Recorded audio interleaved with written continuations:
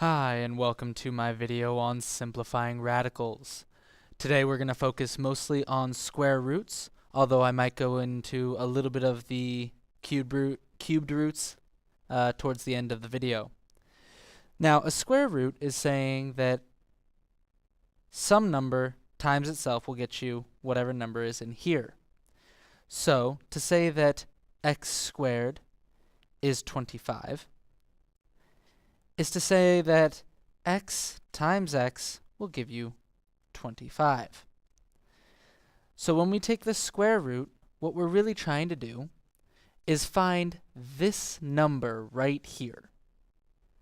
So if I'm trying to do that, then the number happens to be 5 times 5 will give you 25. So what ends up happening is that most people just grab their calculator and plug the square root of 25 in, and they get x equals 5. Although since I put in the square root, I should actually say this is plus or minus 5.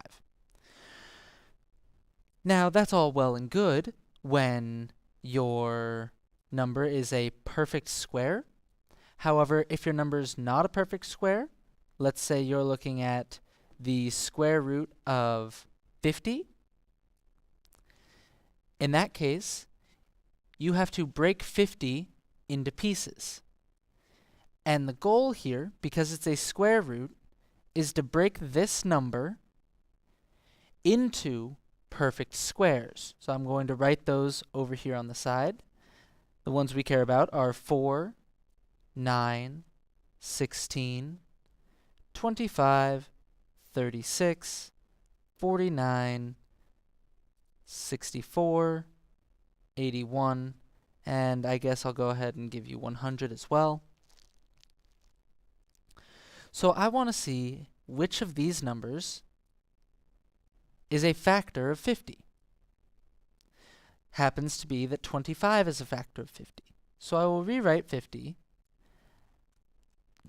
square root of 50, sorry, as the square root of 25 times 2. This lets me break up my radical into the square root of 25 times the square root of 2. Once I've done this, it's pretty easy to see that the square root of 25 is just 5. Square root of 2, we can't do anything with that, so we'll just leave it as radical 2.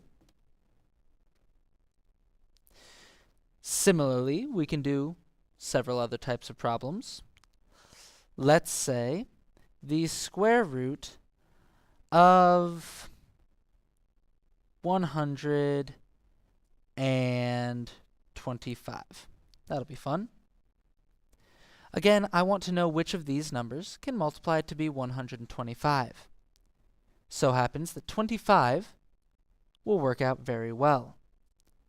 So I'll rewrite this as 25 times 5, all under the radical.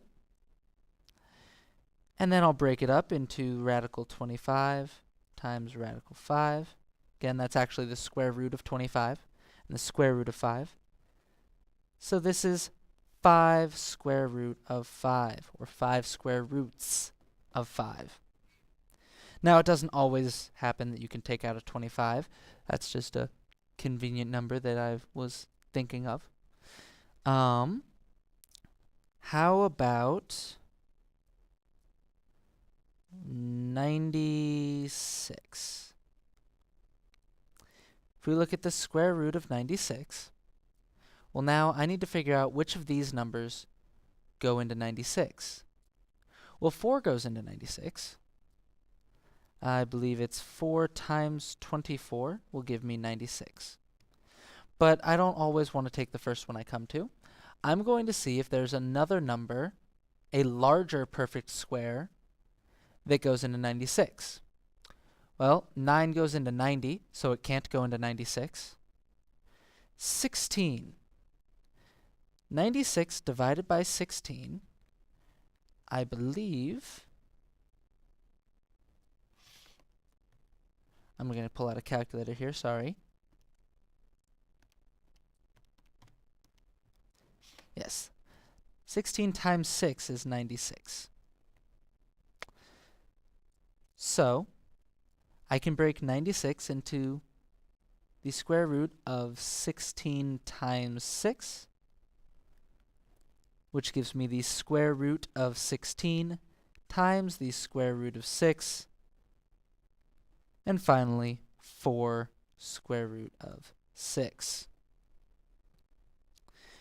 Now this becomes especially useful when solving the quadratic equation, or the quadratic formula, because you don't always end up with a nice, pretty number under your square root in the quadratic formula. For example, we can look at, how about, let's see what 2x squared plus 2x minus 2 equals 0. So, if I use the quadratic formula, this becomes negative 2 plus or minus the square root of 2 squared minus 4 times a is 2 times b is negative 2 all over 2 times a, so 2 times 2, and a little bit of simplification, plus or minus the square root of 4. Let's see, that's 2 squared is 4.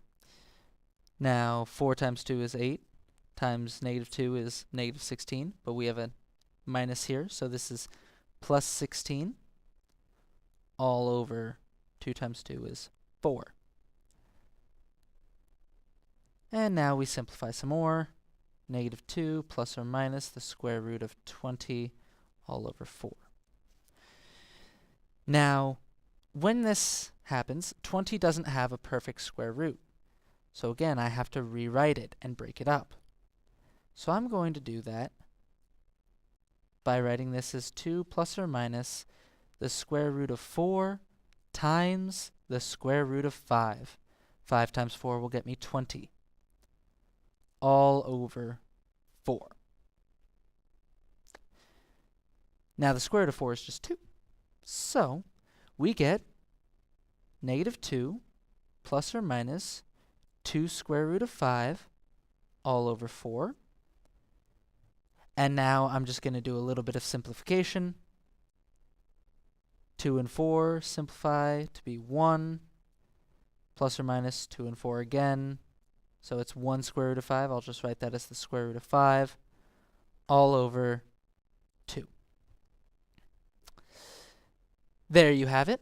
How to simplify radicals when they are not perfect squares, and an example of how you would do that in the quadratic formula. If you're looking for any specific videos, please leave me a note in the comments section, and I will try to post one. Thanks.